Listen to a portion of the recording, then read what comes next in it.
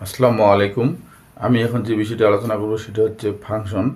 Function বোঝার জন্য আমাকে সমীকরণ বুঝতে হবে। আমরা বোর্ডে লক্ষ্য রাখি y = x+2, এটি একটি সমীকরণ বা ইকুয়েশন, সমান চিহ্ন সংবলিত রাশিকে সমীকরণ বলে। এই সমীকরণে দুইটি চলক আছে, একটা x একটি y। অজানা রাশিকে চলক বলে। এটা হচ্ছে দুই চলক বিশিষ্ট একঘাত সমীকরণ, কারণ এখানে x এর ঘাত 1 বা y এর ঘাত 1। এখন এখানে x এবং y দুইটি চলক আছে। x এর মানের উপর y এর মান নির্ভর করতেছে। যেমন x এর মান যখন আমি 1 দিব তখন y এর মান হচ্ছে 3, x এর মান যখন 2 দিব তখন y এর মান হচ্ছে 4, x এর মান যখন 3 দিব তখন y এর মান 4। x এর ভিন্ন ভিন্ন মানের উপর y এর মান নির্ভর করতেছে। এই ফাংশন কথাটা আমরা প্রায়শ ব্যবহার করি। যেমন আমি জমি থেকে ধান পেতে চাই, তাহলে জমি থেকে ধান পাওয়ার জন্য আমাকে জমিতে রোপা লাগাতে হবে। তাহলে রোপাটা হচ্ছে একটা ফাংশন। আমি বাজার করতে যেতে চাই, বাজার করব, তাহলে বাজার করার জন্য আমার কি দরকার? টাকাটা এখানে একটা ফাংশন।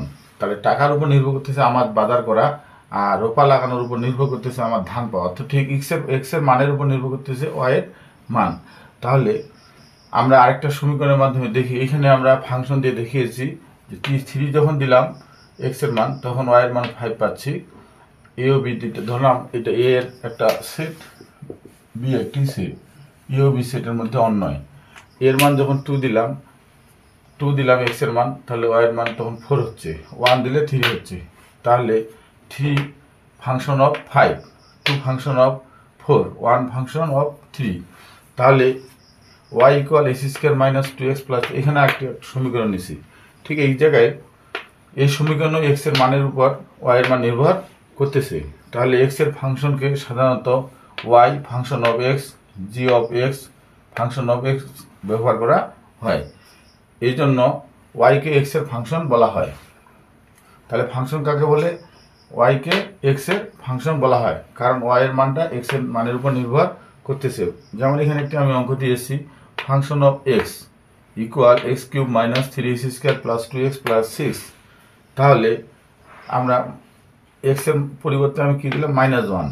ফাংশন অফ -1, তাহলে x এর পরিবর্তে -1 দিলাম। তাহলে x এর পরিবর্তে -1, x এর পরিবর্তে -1, তাহলে তিনটা -1 গুণ দিলে -1 এ থাকবে, -1 এর যে প্লাস, প্লাস এর মানে যে মাইনাস, 3 একে 3, 1 এর পর স্কোয়ার থাক আর 100 থাক, 1 উত্তর আসবে। প্লাস এর মানে যে মাইনাস, 2 একে 2, -3 -2 -1 যোগ করলে -6, মাইনাসের যোগে 3টে আর +6, তাহলে -6 থেকে +6 বাদ দিলে 0।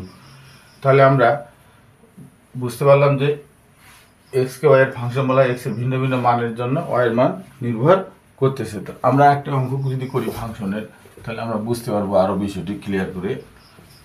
যেমন আমি যদি এমন একটা দিই, function of x = s³ + 4s² + 6। এখানে আমরা ভিন্ন ভিন্ন মান, যদি আমি ফাংশন অফ -2 এর মান বের করতে চাই, তাহলে -2³ 4 × -2² + 6, তো তিনটা -2 গুণ দিলে -8। একটা কথা মনে রাখতে হবে, যদি পাওয়ার বিজোড় হয় তাহলে মাইনাস মাইনাসে থাকবে, আর পাওয়ার যদি জোড় হয় মাইনাসটা প্লাস হবে।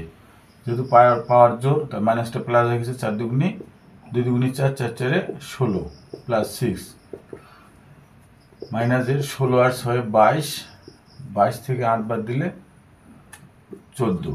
তাহলে ফাংশন অফ -2 এর মান আমরা কি বললাম? 14। তাহলে আমরা ফাংশন এর অঙ্কগুলো আমরা এইভাবে করব।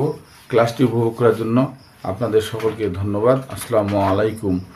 পরবর্তী ক্লাসগুলো দেখার জন্য সবাইকে অনুরোধ করা হলো।